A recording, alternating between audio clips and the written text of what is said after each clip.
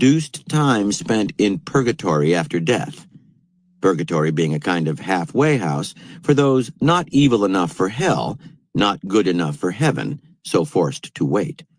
The lower classes might pay a smaller fee to buy forgiveness for their sins. Indulgences were a major source of church income. For this particular campaign, Leo unleashed a squadron of expert indulgence salesmen across Europe, and the money began to pour in. As his chief architect for the completion of St. Peter's, he appointed the great artist Raphael, who planned to make the building a splendid work of art, Leo's lasting legacy to the world. All was going well until in October 1517, news reached the Pope that a priest named Martin Luther, some tiresome German theologian, had tacked to the doors of the castle church in Wittenberg a tract called the 95 Theses. Like many important documents of the time, the tract was originally in Latin, but it had been translated into German, printed up, and passed out among the public, and within a few weeks all Germany seemed to have read it.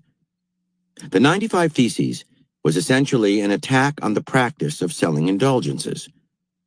It was up to God, not the church, to forgive sinners, Luther reasoned, and such forgiveness could not be bought. The tract went on to say that the ultimate authority was Scripture. If the Pope could cite Scripture to refute Luther's arguments, the priest would gladly recant them.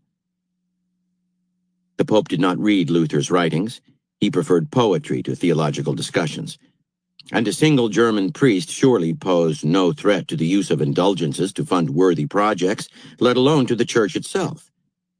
But Luther seemed to be challenging the church's authority in a broad sense, and Leo knew that an unchecked heresy could become the center of a sect. Within recent centuries in Europe, the church had had to put down such dissident sects by the use of force. Better to silence Luther before it was too late. Leo began relatively gently, asking the respected Catholic theologian Sylvester Mazzolini, usually known as Prierius, to write an official response to Luther that he hoped would frighten the priest into submission. Prierius proclaimed that the Pope was the highest authority in the Church, even higher than Scripture. In fact, that the Pope was infallible. He quoted various theological texts written over the centuries in support of this claim. He also attacked Luther personally, calling him a bastard and questioning his motives. Perhaps the German priest was angling for a bishopric? Prierius concluded with the words, "Whoever says that the Church of Rome may not do what it is actually doing in the manner of indulgences is a heretic." The warning was clear enough. Leo had much on his mind during these years, including turmoil in the Ottoman Empire and a plan to launch a new crusade. But Luther's response to Prierius got his attention right away. Luther wrote a text in which he mercilessly took apart Prierius's writings. The Church, he argued, had failed to answer his charges and to base its arguments on Scripture. Unless its authority in granting indulgences and excommunicating heretics was rooted in the Bible, it was not spiritual in nature, but worldly, political, and that kind of authority could and should be challenged. Luther published his text alongside Prierius, allowing readers to compare the two and come to their own conclusions. His direct quotation of Prierius, his audacious and mocking tone, and his use of recently developed printing technology to spread his message far and wide, all this was quite shocking and new to church officials. They were dealing with a clever and dangerous man. It was now clear to Leo that the war between the Church and Luther was a war to the death. As the Pope pondered how to get the German priest to Rome and try him as a heretic, Luther accelerated his campaign, continuing to publish at an alarming rate, his tone even more vitriolic. In an open letter to the Christian nobility of the German nation, he claimed that Rome had used its spurious authority to bully and cow the German people for centuries, turning Germany's kingdoms into vassal states. The Church, he said again, was a political power, not a spiritual one, and to prop up its worldly rule, it had resorted to lies, forged documents, whatever means necessary. In On the Babylonian Captivity of the Church, he railed against the Pope's lavish lifestyle, the whoring among the church hierarchy, the blasphemous art Leo funded.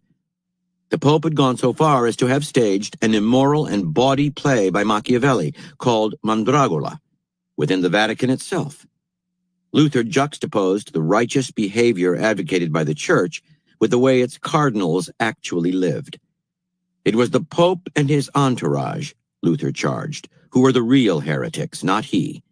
In fact, the Pope was the Antichrist. It seemed to Leo that Luther had responded to Prierius's threat by raising the temperature. Clearly, the threat had been weak. The Pope had been too lenient. It was time to show real force and end this war. So Leo wrote a papal bull threatening Luther with excommunication. He also sent church officials to Germany to negotiate the priest's arrest and imprisonment.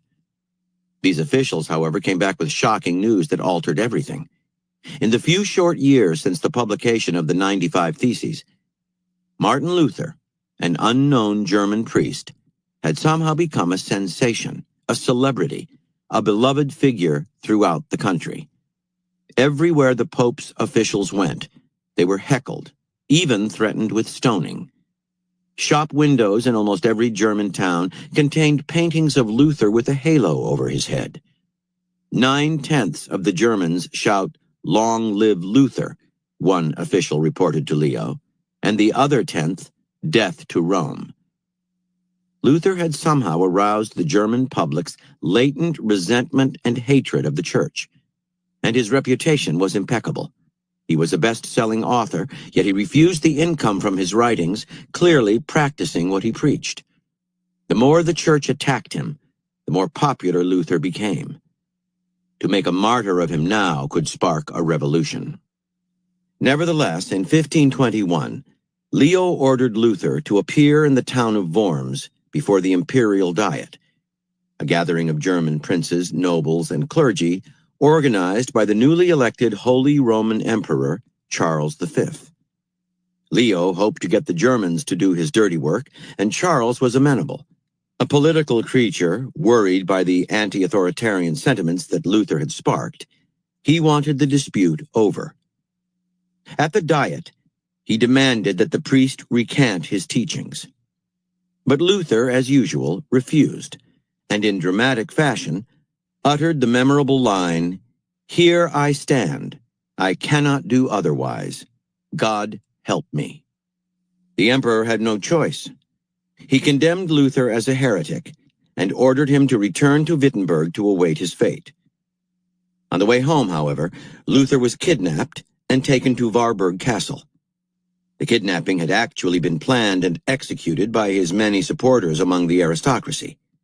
He was safe. Living in the castle under an assumed name, he was able to ride out the storm. Leo died that year, and within months of his death, Luther's ideas and the reforms that he had advocated had spread throughout Germany like wildfire. By 1526, a Protestant party was officially recognized in different parts of Europe. This was the birth of the Reformation, and with it the vast worldly power of the Catholic Church, at least as Leo had inherited it, was irrevocably broken. That obscure, pedantic Wittenberg priest had somehow won the war. Interpretation. Luther's original intention in his 95 Theses was to discuss a point of theology, the relationship, or lack of it, between God's forgiveness and papal indulgences. But when he read Prierius's response to his argument, something changed in him.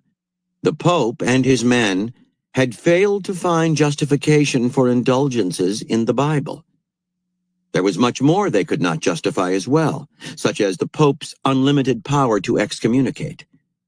Luther came to believe that the Church needed drastic reform. Reformation, however, would require political power. If Luther simply railed at the Church's wickedness from the pulpit or among his fellow priests, he would get nowhere.